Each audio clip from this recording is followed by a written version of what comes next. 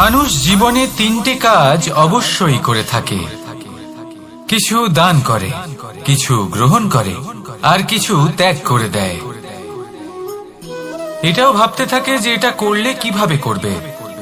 দেবার জন্য পর্যাপ্ত ধন নেই, নেবার জন্য সংসারে অত স্নেহ নেই, আর ত্যাগ করার জন্য জীবনে এত সুখই নেই, তাহলে কিভাবে করবে? আসলে আমরা বস্তুগত চাহিদা অর্জনে এত ব্যস্ত হয়ে পড়ি যে আমরা বুঝতেই পারি না যে কি নেবার আছে, কি দেবার আছে, আর কি ত্যাগ করার আছে। তাহলে আজ আমি আপনাকে বলেই দিই, মনে রাখবেন এই তিনটে গুরুত্বপূর্ণ গুণ, তিনটে গুরুত্বপূর্ণ কথা। দেবার জন্য আছে দান, নেবার মতো আছে জ্ঞান, আর ত্যাগ করার মতো আছে অহংকার।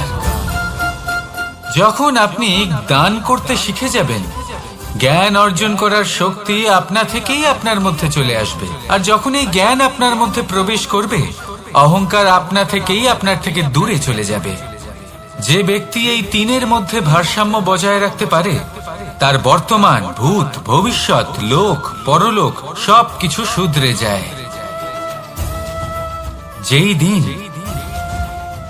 আপনি দান করতে শিখে যাবেন, জ্ঞান আহরণ করতে শিখে যাবেন, অভিমান ত্যাগ করতে শিখে যাবেন, আপনার সর্বশক্তিশালী, সর্বশক্তিমান পরমেশ্বরেরও প্রয়োজন পড়বে না। কারণ তখন ঈশ্বর আপনার মধ্যেই বাস করবেন। তাহলে আসুন আর আমার সাথে ভালোবেসে বলুন, রাধা রাধা। জীবনে অনেক সময় সমস্যা আমাদের চারদিক থেকে ঘিরে ফেলে। এই সমস্যা নানান ধরনের হতে পারে। আর্থিক সমস্যা হতে পারে, পারিবারিক সমস্যা হতে পারে, কোনো সম্পর্ক নিয়ে সমস্যা হতে পারে, কখনো কোনো দৈনিক সমস্যা হতে পারে, কখনো কোনো দ্বন্দ্ব হতে পারে, অনেক সমস্যা হতে পারে। কিন্তু যখনই কোনো সমস্যা আসে, আমাদের মনে তার জন্য একটা উত্তর অবশ্যই থেকে থাকে, যা আমাদের অন্তরে রয়েছে। একে আমরা বলি আত্মা। আত্মা হলো পরমাত্মারই রূপ, আর পরমাত্মা তা কখনোই কিছু অনুচিত চাইবে না, তাই তো? এই আত্মা খুব ভালো করে জানে যে কোনটা উচিত আর কোনটা অনুচিত। যদি আসল বিষয়ের কথা বলি, তাহলে আপনাকে নিজের মনকে বুঝতে হবে। কারণ আত্মা তো পরমাত্মা থেকেই আসে, কিন্তু এই মন মানুষ জন্ম থেকেই প্রাপ্ত করে, যার বিকাশ হয় এই সংসারকে দেখে। যেদিন আপনার এই মন আর আপনার এই আত্মা, এই দুই এক হয়ে যাবে, আত্মসাৎ হয়ে যাবে, সেদিন আপনার জীবনে না কোনো সমস্যা থাকবে, না কোনো ঝঞ্ঝাট থাকবে, না কোনো সংকট থাকবে। কারণ আপনার কাছে সেই সমস্ত সমস্যার, সমস্ত বিপদের সমাধান থাকবে, আর তাও আপনারই অন্তরে। তাহলে আসুন আর আমার সাথে ভালোবেসে বলুন, রাধা রাধা। ভক্তি আর শক্তি, এই দুইয়ের মধ্যে সম্পর্ক অত্যন্ত সরল। মানুষ ভক্তি করেন যাতে তিনি শক্তি লাভ করতে পারেন, আর শক্তি লাভ করার পরে ভক্তি ভাব ভুলে যান, আর শক্তির প্রতি আসক্তিতে মত্ত হয়ে যান, আর সেখান থেকেই তার বিনাশ শুরু হয়। কেন? কারণ ভক্তির দ্বারা প্রাপ্ত শক্তি অন্য কারোর হিতের জন্য ব্যবহার করতে হয়, অন্য কারোর মঙ্গল করার জন্য ব্যবহার করতে হয়, কারোর বিনাশের জন্য নয়। এবার যদি আমি আপনাদের একটা উদাহরণ দিয়ে বোঝাই, তাহলে কোদাল দিয়ে আমরা মাটি কোপাতে পারি, একটা গর্ত খুঁড়তে পারি, যাতে একটা নতুন বৃক্ষ জন্ম নিতে পারে। একটা বৃক্ষ যা অন্য জীবকে ফল প্রদান করবে, যাত্রীদের ছায়া প্রদান করবে। কিন্তু এই কোদালের ব্যবহার যদি আমরা অন্য কারোর ক্ষতি করার জন্য করি, তাহলে ক্ষতি শুধুমাত্র আমাদেরই হবে। তাই জীবনে যদি আপনি কোনো শক্তি লাভ করেন, হয়তো ভক্তির দ্বারা বা অন্য যেখান থেকেই হোক, তার সদ্ব্যবহার করতে শিখুন, নয়তো এই প্রাপ্ত শক্তি আপনার পতনের কারণ হয়ে দাঁড়াবে। তাহলে আসুন আমার সাথে ভালোবেসে বলুন, রাধা রাধা। বরদান অত্যন্ত বিচিত্র এক বিষয়। কিন্তু দেখতে গেলে এই বরদান কি না করতে পারে। এক দরিদ্রকে রাজা বানিয়ে দিতে পারে, একজন দুর্বলকে এই সংসারের সব থেকে শক্তিশালী ব্যক্তি বানিয়ে দিতে পারে। কিন্তু আমরা ভুলে যাই এক অত্যন্ত গুরুত্বপূর্ণ কথা। বরদান এই শব্দের শেষে দান লুকিয়ে রয়েছে। এই দান কথাটা অত্যন্ত গুরুত্বপূর্ণ। আমাদের মনে রাখা উচিত এই বরদান আমরা দানে পেয়েছি, আর তাই তার সম্মান করা উচিত, কখনোই অহংকার করা নয়। আর যে ব্যক্তি বরদান পেয়ে অহংকার করেন তার যা ক্ষতি হয় তা হলো এই বরদান তার থেকে কেড়ে নেওয়া হয়। বর অর্থাৎ শ্রেষ্ঠ, অর্থাৎ বরদানের অর্থ হলো একটা শ্রেষ্ঠ দান, এবং তার ব্যবহার যদি আপনি কারোর ক্ষতি করার জন্য করেন তাহলে ক্ষতি শুধুই আপনার হবে। তাহলে এই বরদানের সম্মান করুন, উচিত পথে চলুন, আর উচিত উদ্দেশ্য নিয়ে এর ব্যবহার করুন, সব কিছু ভালোই হবে। তাহলে আসুন আর আমার সাথে ভালোবেসে বলুন, রাধা রাধা। পিতা আর পুত্রের সম্পর্ক অত্যন্ত মধুর হয়ে থাকে। পিতা স্বপ্ন দেখেন, তাকে পূর্ণ করার সকল সম্ভাব্য চেষ্টা করেন, কিন্তু তাও অনেক সময় ওনার স্বপ্ন অপূর্ণ থেকে যায়। তখন পিতা ভাবেন যে স্বপ্ন উনি পূর্ণ করতে পারেননি ওনার সন্তান তা অবশ্যই পূরণ করবে। যে স্থানে উনি কখনো পৌঁছতে পারেননি সেই স্থানে ওনার পুত্র অবশ্যই পৌঁছবে। পিতা নিজের সন্তানের ভবিষ্যৎ নিয়ে সেই স্বপ্ন দেখেন, আর যখন সেই সন্তান সামনে এগোতে থাকে তখন তার দুঃখ হয় না, বরং গর্ব হয়। ওনার ভালো লাগে এটা দেখে যে ওনার সন্তান অনেক উন্নতি করছে। কিন্তু যখন সন্তান নিজের অভিভাবকের শক্তি দেখে, তার যশ দেখে হিংসা করতে থাকে, সমস্যা সেইখানেই শুরু হয়। সেই জন্য সকল সন্তানকে এটা মনে রাখতে হবে, দেখুন, পুত্র হবার সুবাদে, এক সন্তান হবার সুবাদে এটা হলো আপনার অধিকার যে আপনি আপনার পিতার থেকে বেশি উন্নতি করবেন। আপনার পিতাও এটাই চান, কিন্তু সুস্থভাবে এটা করুন। একটা রেখা টেনে নিন যাতে আপনি তাতে এগোতে পারেন আর আপনার পিতার তাতে গর্ববোধ হয়, আর সেই বিষয়ে দুঃখ না হয় যে আমার সন্তান আমাকেই ছোট করার চেষ্টা করছে। ইতিহাস সাক্ষী রয়েছে, যে মানুষ অন্য কাউকে ছোট করার চেষ্টা করেছেন সেই মানুষই ছোট হয়ে গেছেন। আর আমার মনে হয় না আপনি এটা চান, কারণ কোনো একদিন আপনিও কারোর পিতা হবেন। আসুন আমার সাথে ভালোবেসে বলুন, রাধা রাধা। সাথী। সাথী এই শব্দটির ব্যাখ্যা কে কিভাবে করে? মিত্র, সখা, বন্ধু, কিন্তু অর্থ একটাই, তিনি যিনি আপনার সঙ্গী হন আর তিনি যার সাথী আপনি হন। এবার সব থেকে বড় প্রশ্ন হলো এটাই যে তিনি কে হতে পারেন যাকে আপনি আপনার সাথী বলে মেনে নিতে পারেন, নিজের সখা, নিজের মিত্র, নিজের বন্ধু মেনে নিতে পারেন।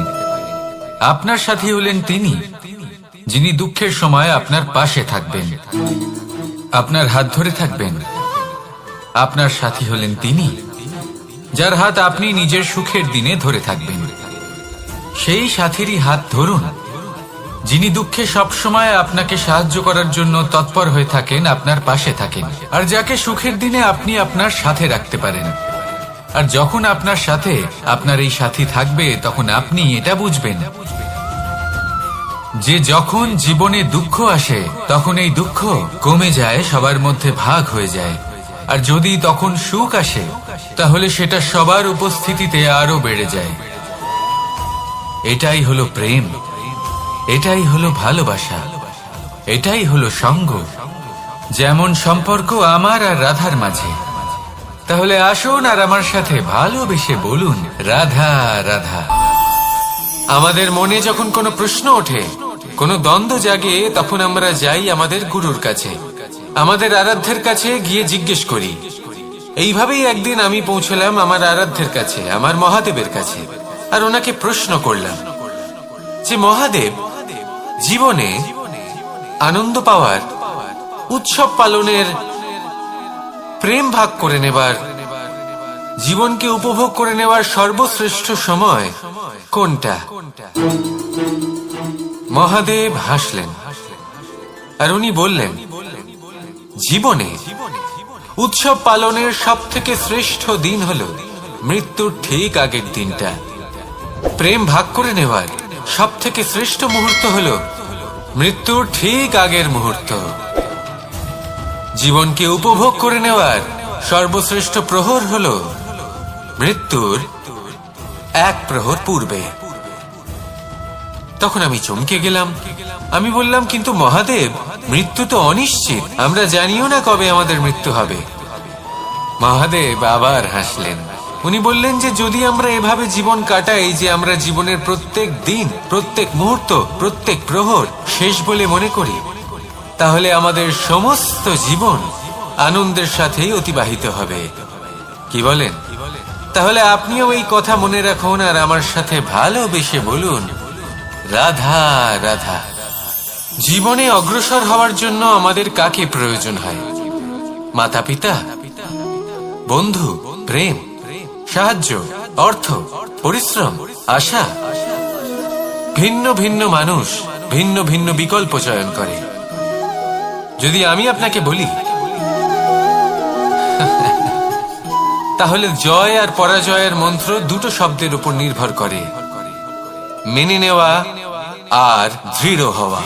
যদি মেনে নেন তাহলে হেরে যাবেন, যদি দৃঢ় হন তাহলে নিশ্চিত রূপে জয়ী হবেন। যদি কখনো আপনি ক্লান্ত হয়ে ওঠেন, আপনি দুঃখী হন, পুরোপুরি ভেঙে পড়েছেন, তখন মেনে নেবেন না যে আপনি ভেঙে পড়েছেন, নয়তো হেরে যাবেন। তখন উল্টে স্থির করবেন যে যাই হয়ে যাক না কেন, আমি জয়ী হবই। আর আপনি দেখবেন যে জয় নিশ্চিত রূপে আপনার কাছেই আসবে।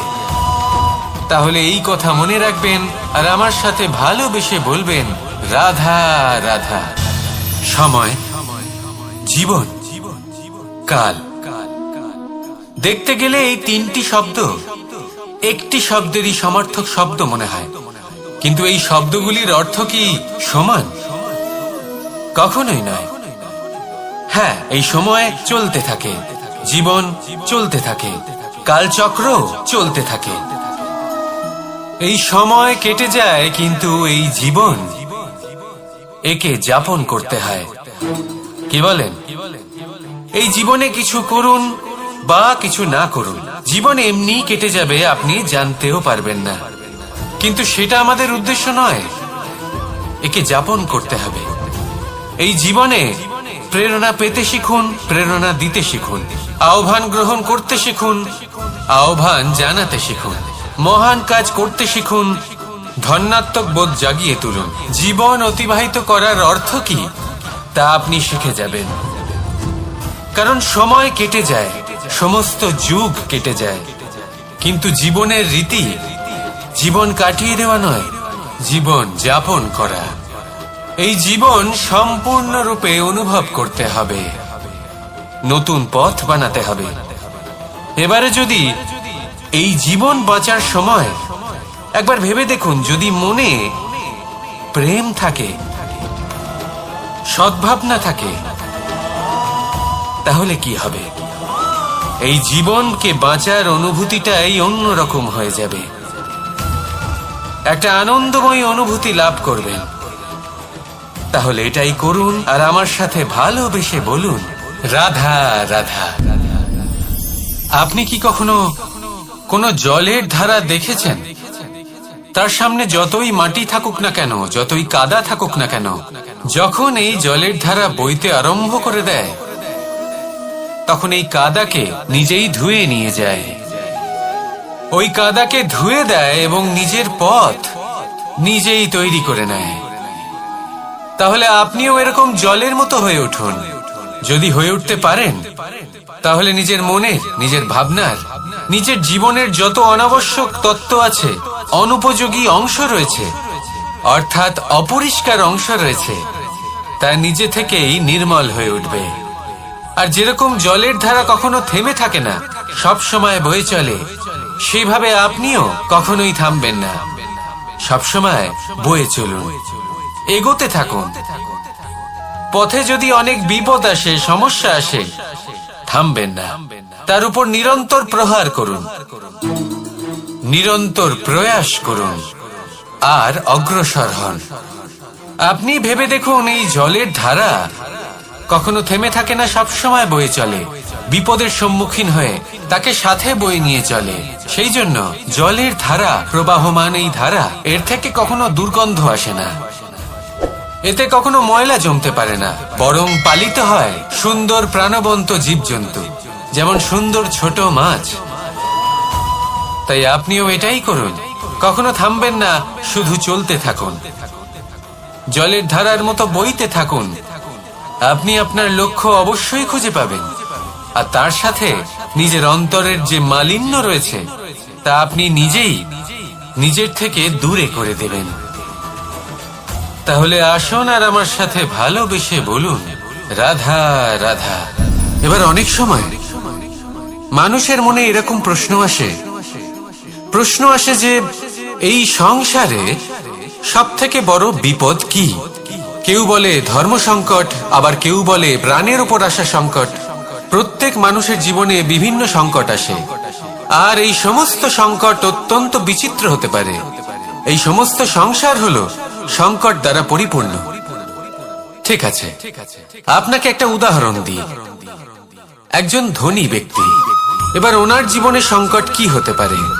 সংকট এটাই যে কেউ তার সম্পত্তি চুরি না করে নেয়, আমরা বুঝতে পারছি। এবার একজন চোর, তার জীবনে সংকট কি হতে পারে? যে চুরি করার সময় সে যদি তার একটা কাশি চাপতে না পারে, তাহলে সে ধরা পড়ে যেতে পারে, ঠিক কিনা? আবার অনেক সময় এমনও হয় যে যার জন্য আমি সংকট, সেও আমার কাছে সংকট। যেমন এই পরিস্থিতিতে দেখুন, সংকট হলো সংকট, এ তো জীবনে থাকবে, কিন্তু এর সম্মুখীন কিভাবে হওয়া যায়? খুব সরল, সব এটার উপর নির্ভর করে, মনের উপর। এই মনকে নিয়ন্ত্রণ করলে সব ঠিক থাকবে। এবার যদি ধনী ব্যক্তি মনকে নিয়ন্ত্রণ করে ফেলেন, নিজের অর্থের ব্যবহার শুভ কাজের জন্য, সমাজের সেবার জন্য বিকাশ করতে করেন, ওই অর্থকে একত্রিত করে না রাখেন, তাহলে চুরির সমস্যা, এই সংকট সেখানেই কেটে যাবে। এবার যদি কথা বলি সেই চোরের, তাহলে চোর যদি নিজের মনকে সংযত করে নেয়, যদি নিজের কর্মকে নিয়ন্ত্রণ করতে পারে, তাহলে এমন কোনো স্বর নেই, এমন কোনো স্বর নেই যা ওকে ধরা পড়তে বাধ্য করবে। সেই জন্য জীবনে সংকট যতই আসুক, যত বড়ই সংকট আসুক না কেন, কবচ হলো একটাই, আর এই কবচের নাম হলো আত্মনিয়ন্ত্রণ। নিজের মনকে নিয়ন্ত্রণে রাখতে শিখুন। এটা নিজের জীবনে প্রয়োগ করে তো দেখুন। যদি আপনি করতে পারেন, তবে আপনি দেখবেন যে সংকট তো জীবনে আসা যাওয়া করে, কিন্তু সেই সংকটগুলির সম্মুখীন আপনি এইভাবে করতে পারবেন। তাহলে সেটাই করুন, আর আমার সাথে ভালোবেসে বলুন, রাধা রাধা। এই দড়িটা দেখুন, ছোট ছোট রেশম দ্বারা তৈরি, এটা সরু সুতো দ্বারা তৈরি হয়েছে এটা, আর এ অত্যন্ত কোমলও বটে। আর আপনি চাইলে এটা সোজাও করে দিতে পারেন, আর চাইলে এটা বেঁকিয়েও দিতে পারেন, আর যদি চান তাহলে এটা গোল গোল করে বেঁধে কোথাও রেখেও দিতে পারেন।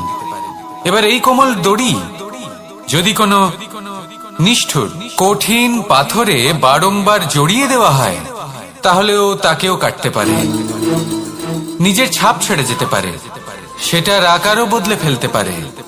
এবার এর কারণ কি? এর কারণ হলো অভ্যাস আর নিরন্তর প্রচেষ্টা। যদি আপনিও চেষ্টা করেন আর নিরন্তর কর্ম করে যান, তাহলে আপনার প্রারব্ধ পাথরের মতো কঠিনই হোক না কেন, তাতে ভাঙন ধরিয়েও আপনি নিজের লক্ষ্যে অবশ্যই পৌঁছতে পারবেন। একটা গুরুত্বপূর্ণ কথা মনে রাখবেন, সুকর্মের অভ্যাস আর নিরন্তর প্রয়াস, এই হলো সাফল্যের মন্ত্র। তাহলে জীবনে এই মন্ত্র আনুন, আর আমার সাথে ভালোবেসে বলুন, রাধা রাধা। বসন্ত ঋতু, এই সময় মন আনন্দে ভরে থাকে, এমন মনে হয় যেন আমরা আকাশে বিচরণ করতে চলে যাই, কিন্তু সেটা তো সম্ভব নয়।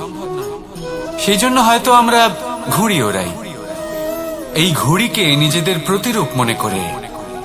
এবার অনেক মানুষ আছেন যারা ঘুড়ি ওড়ান, কিন্তু এই কর্মের সারমর্ম কি সেটা কজন বুঝতে পারেন?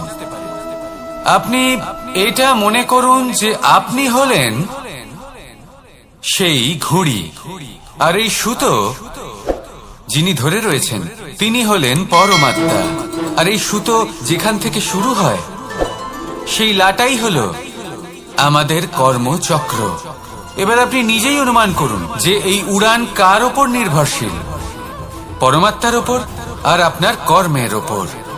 যদি পরমাত্মা আপনার হাত ধরে থাকেন, আপনার সাথে থাকেন, যদি আপনি শুভ কর্ম করতে থাকেন, আপনি এই আকাশে উড়তে থাকবেন। কিন্তু কোথাও কোথাও যদি পরমাত্মার সাথে এই বন্ধন ছিন্ন হয়, আপনার কর্মচক্র খারাপ হয়ে যায় বা থেমে যায়, তাহলে আপনার এই ঘুড়ি কেটে যাবে আর দূরে কোনো গাছের ডালে গিয়ে আটকে যাবে। তাই শুধুমাত্র ঘুড়ি ওড়াবেন না, তার থেকে শিখুন, পরমাত্মার সাহচর্যে থাকুন, সবসময় শুভ কর্ম করতে থাকুন আর সবসময় এই আকাশে উড়তে থাকুন। আসুন আর আমার সাথে ভালোবেসে বলুন রাধা।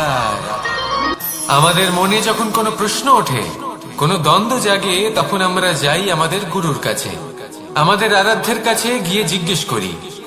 এইভাবেই একদিন আমি পৌঁছলাম আমার আরাধ্যের কাছে, আমার মহাদেবের কাছে, আর ওনাকে প্রশ্ন করলাম যে মহাদেব, জীবনে আনন্দ পাওয়ার, উৎসব পালনের, প্রেম ভাগ করে নেবার, জীবনকে উপভোগ করে নেওয়ার সর্বশ্রেষ্ঠ সময় কোনটা?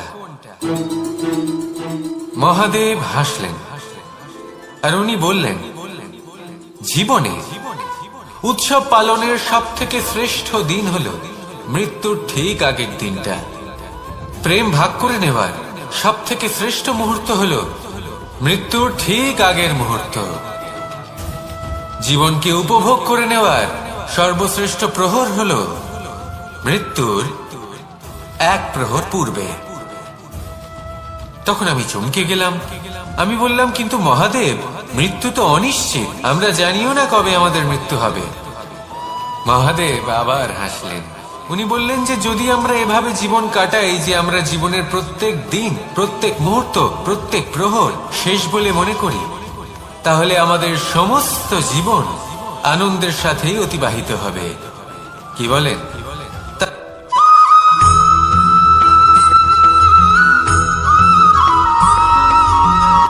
সংসারে আমাদের জীবনে যখন কোনো সুখ বা দুঃখ আসে, তার জন্য আমরা কাউকে না কাউকে অবশ্যই দায়ী করে থাকি, তাই না? এই ব্যক্তি আমাদের সাথে এরকম কাজ করেছেন, তাই আমার সাথে এমন হলো। ওই ব্যক্তি যদি এমনটা না করতেন, তাহলে আজ আমি ওই স্থানে পৌঁছতে পারতাম। সবই আপনার দৃষ্টিভঙ্গির উপর নির্ভরশীল, আর যদি আপনার দৃষ্টিভঙ্গি এমন হয়, তাহলে তা অনুচিত। সত্যি কথা বলতে, এই সংসারে ভিন্ন ভিন্ন ধরনের মানুষ আছে। এটা আপনার উপর নির্ভর করছে কিভাবে তাদের স্বাগত জানাবেন। একবার ভাবুন, আমি আমার দুটো হাত সামনে নিয়ে এলাম, দুটো মুঠো খুলে দিলাম। দুই প্রকারের মানুষ আসবেন, কিছু না কিছু দিয়ে যাবেন। এই মুঠো যদি আমি বন্ধ করে দিই, তাহলে না কেউ আমাকে কিছু দিতে পারবে, না আমার কিছু যাবে আসবে। নিশ্চয়ই বুঝতে পারছেন এই দুই ধরনের ব্যক্তি কারা এবং তারা কি দিয়ে যান। আমি যদি নিজের মুঠো খুলে দিই, তাহলে কিছু ভালো মানুষ আসবেন, আমাকে আনন্দ, সন্তুষ্টি, জ্ঞান প্রদান করে যাবেন, ভালো অভিজ্ঞতা দিয়ে যাবেন। কোনো খারাপ ব্যক্তি যদি আসেন, তাহলে তিনিও খারাপ অভিজ্ঞতা দেবেন, যার থেকে আমি শিক্ষা লাভ করব। এই সব কিছু আমি লাভ করতে পারি। মুঠো যদি বন্ধ করে রাখি, তাহলে আমি কিছুই পাবো না। দেখুন, এই সংসারে প্রত্যেকের জীবনে এরকম, প্রত্যেকের জীবনে সবকিছুই আছে, ভালো খারাপ দুই মানুষই আছে, ভালো অভিজ্ঞতা আছে, খারাপ অভিজ্ঞতা আছে। নির্ভর করছে আপনার উপর যে আপনি কি করবেন, এনাদের স্বাগত কিভাবে জানাবেন, কার থেকে কি বুঝবেন, কি শিখতে পারবেন, আর কোন দৃষ্টিভঙ্গি নিয়ে অগ্রসর হবেন। এটাই নির্ধারণ করবে যে আপনার জীবন কেমন হবে। আসুন আমার সাথে ভালোবেসে বলুন, রাধা রাধা।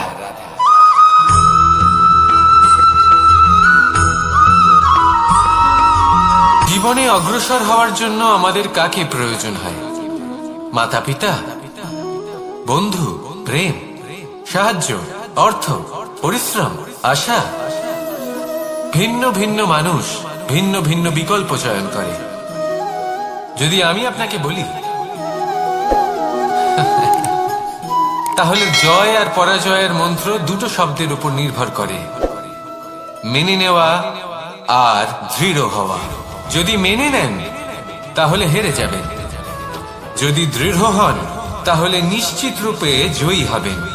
যদি কখনো আপনি ক্লান্ত হয়ে ওঠেন, আপনি দুঃখী হন, পুরোপুরি ভেঙে পড়েছেন, তখন মেনে নেবেন না যে আপনি ভেঙে পড়েছেন, নয়তো হেরে যাবেন। তখন উল্টে স্থির করবেন যে যাই হয়ে যাক না কেন, আমি জয়ী হবই। আর আপনি দেখবেন যে জয় নিশ্চিত রূপে আপনার কাছেই আসবে। তাহলে এই কথা মনে রাখবেন আর আমার সাথে ভালোবেসে বলবেন, রাধা রাধা।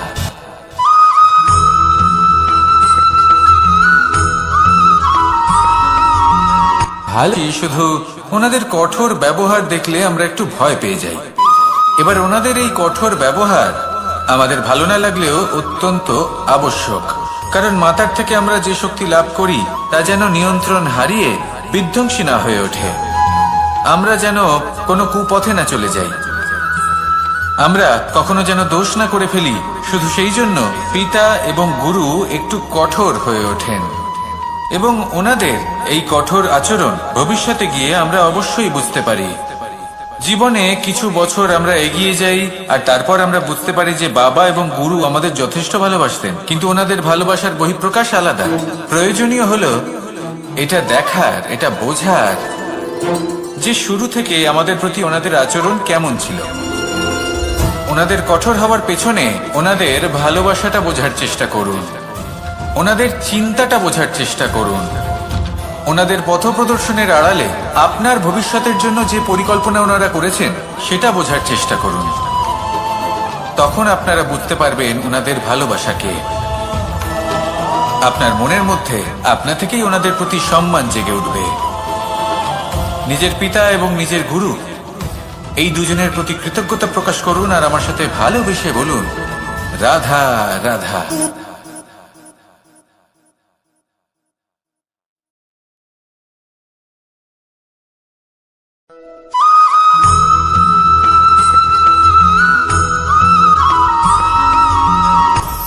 আপনি কখনো পর্বতের শিখরে উঠেছেন? আপনি দেখতে পাবেন পর্বতের পদতলে প্রচুর সুন্দর ফুল রয়েছে, সবুজ বনানী রয়েছে। যত আপনি ওপরে উঠতে থাকবেন তত ফুল কমতে থাকবে, সবুজ বনানী কমতে থাকবে। আরো কিছুটা ওপরে উঠলে কাঁটা জাতীয় গাছ দেখতে পাবেন, শুকনো গাছ দেখতে পাবেন। আরো যদি ওপরে ওঠেন তাহলে পাষাণ দেখতে পাবেন। আরো ওপরে উঠলে হিমখণ্ড দেখতে পাবেন। এই যে পর্বত, তা মনুষ্য জীবনের সব থেকে উত্তম উদাহরণ। মানুষ যখন সাফল্যের শিখরে পৌঁছতে চান, মহানুভবতার শিখরে পৌঁছতে চান, পথে যত আস্তে আস্তে উপরে উঠতে থাকেন ততই ভৌতিক বস্তু তার থেকে বিচ্ছিন্ন হতে থাকে। যদি তিনি সেই ভৌতিক বস্তুগুলি ত্যাগ না করতে পারেন তাহলে কখনোই সেই স্থানে পৌঁছতে পারবেন না। আর মানুষ যদি উচিত ত্যাগ করতে পারেন, পথে অগ্রসর হতে থাকেন, এগোতে থাকেন, তাহলে একদিন না একদিন তিনি মহানুভবতার, জ্ঞানের, সাফল্যের হিমের স্বাদ অবশ্যই লাভ করবেন। মনে রাখবেন, মানব জীবনে ত্যাগ হলো অত্যন্ত গুরুত্বপূর্ণ অংশ। আসুন আমার সাথে ভালোবেসে বলুন, রাধা রাধা।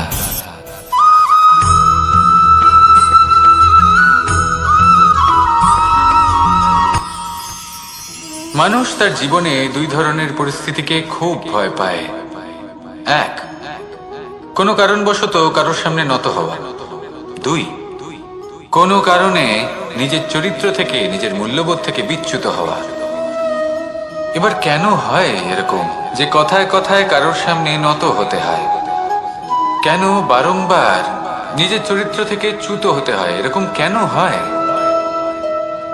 এটা তখনই হয় যখন আমাদের শিক্ষা এবং মূল্যবোধের অভাব থাকে। যদি মানুষের মধ্যে প্রকৃত শিক্ষা থাকে তাহলে এই সংসারে কোনো সময় এবং কারোর সামনেই নত হওয়ার কোনো প্রয়োজন নেই। যদি মানুষের মধ্যে মূল্যবোধ থাকে তাহলে তাকে নিজের মূল্যবোধ বা চরিত্র থেকে বিচ্যুত হতে হয় না, তা সে যাই হয়ে যাক না কেন। কোনো বালককে যদি জন্ম থেকেই সুশিক্ষার অধিকারী করা হয়, শিক্ষিত করা হয়, মূল্যবোধের অধিকারী করা হয়, তবে সে এই সংসারে এমন কর্ম করবে যাতে সে নিজেকে, নিজের পরিবারকে, সমগ্র সমাজকে গর্বিত করতে পারে। শিক্ষা লাভ করুন, মূল্যবোধ লাভ করুন এবং আমার সাথে ভালোবেসে বলুন, রাধা রাধা।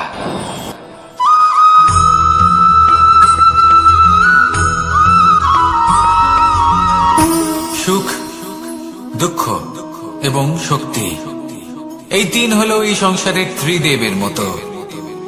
আমাদের জীবনে যা কিছু ঘটছে এই তিনটির ভিত্তির উপরেই হচ্ছে।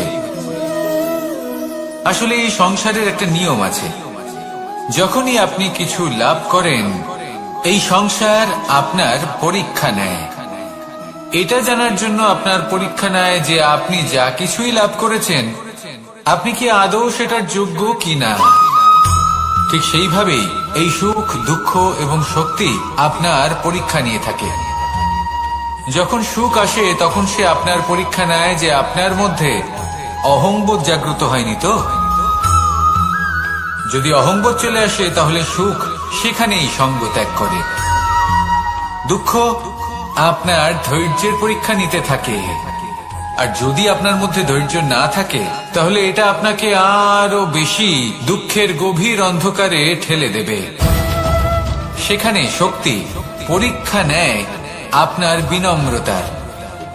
যদি আপনি বিনম্র না হন তাহলে হয় এই শক্তি আপনার সঙ্গ ত্যাগ করবে, নয় এই শক্তি বিনম্রতার অভাবে আপনার পতনের কারণ হতে পারে। এই সংসারে যে কোনো ব্যক্তি যিনি এই পরীক্ষায় উত্তীর্ণ হয়ে থাকেন এই জীবনে তিনি সাফল্য লাভ করেন। আসুন আমার সাথে ভালোবেসে বলুন, রাধা রাধা।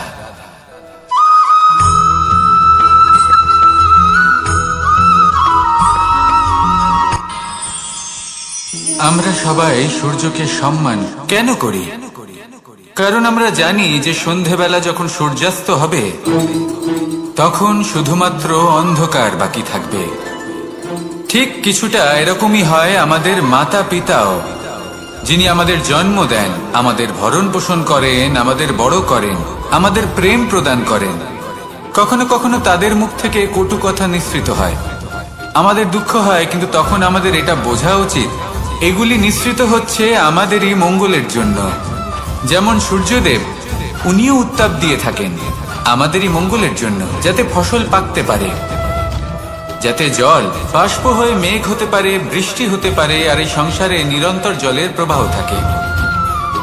আমাদের মাতা পিতা, তাদের কঠোর আচরণ, তাদের কঠোর অনুশাসনের পেছনে লুকিয়ে থাকে ওনাদের ভালোবাসা। আমাদের তা বুঝতে হবে, সসম্মানে ওনাদের গ্রহণ করতে হবে। কারণ ঠিক সূর্যাস্তের পরে যেমন চতুর্দিক অন্ধকারচ্ছন্ন হয়ে যায়, তেমনি আমাদের জীবন থেকে যখন আমাদের মাতা পিতা চলে যায় তখন আমাদের জীবনেও শুধু এবং শুধুমাত্র অন্ধকারই ছেয়ে থাকে। সেই জন্য নিজের মাতা পিতাকে সম্মান করুন, ওনাদের ভালোবাসা প্রদান করুন। এই মন আর এই জীবন প্রসন্ন হয়ে বলবে, রাধা রাধা।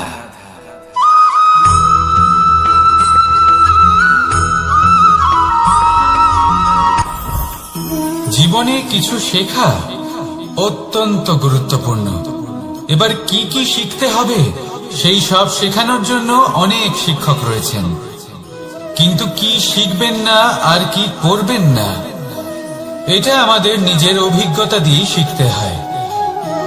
কিন্তু তার মানে এটা নয় যে যদি আপনাকে শিখতে হয় যে আগুনের তাপ কতটা, আপনাকে আগুনের মধ্যে হাত দিতে হবে। না, অন্য কারোর অভিজ্ঞতা দ্বারাও শিখতে পারেন। প্রশ্ন শুধুমাত্র একটাই যে আপনি কি শিখতে চান নাকি চান না। যদি আপনি এটাই ভাবেন যে আমি শুধুই নিজের অভিজ্ঞতা দ্বারাই শিখতে চাই, তাহলে জীবনকাল ছোট মনে হবে, অনেক কিছুই শিখতে পারবেন না। তাই নিজের সাথে সাথে বড়দের অভিজ্ঞতার দ্বারাও শেখা শুরু করে দিন। এই সংসারের অভিজ্ঞতা দ্বারা শিখতে শুরু করে দিন। আর এটা নিশ্চিত রূপে শেখা আবশ্যক যে কখন কি করবেন না, কোথায় থামতে হবে আর কোথায় থামবেন না। তাহলে আসুন আর আমার সাথে ভালোবেসে বলুন, রাধা রাধা।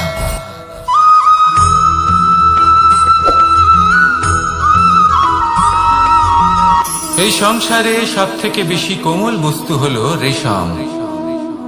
এই রেশম এতটাই কোমল হয় যে এর পুরো একটা থান শুধুমাত্র একটা হাতে ধরা সম্ভব। কখনো ভেবে দেখেছেন এই রেশম কিভাবে হয়? একটি কীট তার লালার দ্বারা উৎপন্ন হয়।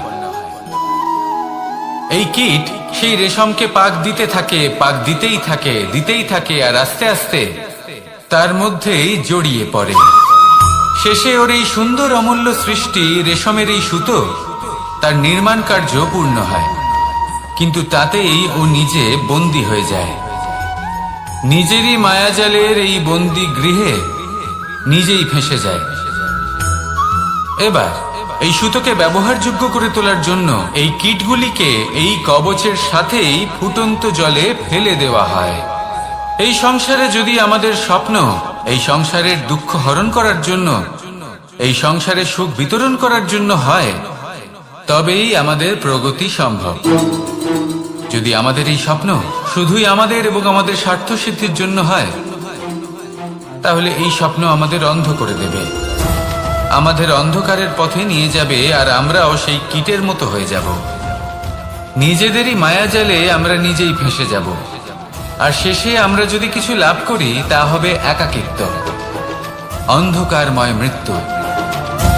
তাই স্বপ্ন অবশ্যই দেখুন, কিন্তু এমন ভাবে স্বপ্ন দেখবেন না যে তার এই বন্দিগৃহে আপনি নিজেই ফেঁসে গেলেন।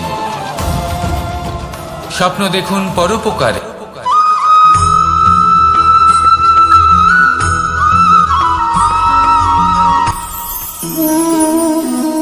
শক্তি এক অত্যন্ত বিচিত্র বস্তু, বা বলতে পারেন অনুভূতি।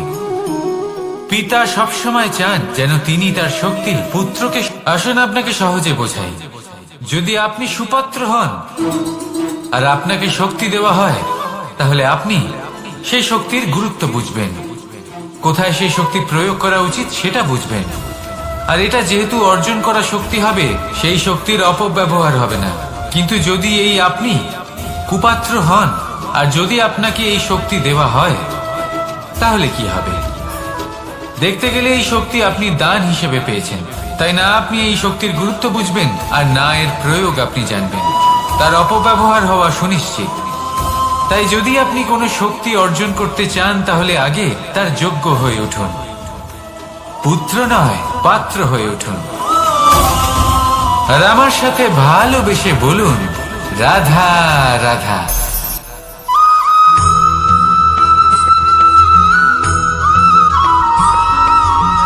এই সংসারে প্রত্যেক মানুষ এটাই চান যে তিনি যেন ধনবান হন, আর্থিক অবস্থা তার ভালো থাকে, ওনার বাড়িতে লক্ষ্মীর আগমন হয়। কিন্তু সেটা হবে কি করে, সেটাই হলো প্রশ্ন। কেউ বলেন যে যদি পরিশ্রম করো তাহলে ধন অর্জন সম্ভব, কেউ বলেন যে যদি বিদ্যা লাভ হয় তবেই ধন অর্জন সম্ভব, কেউ বলেন যে যদি বলশালী হও তবেই সম্পন্ন থাকবে।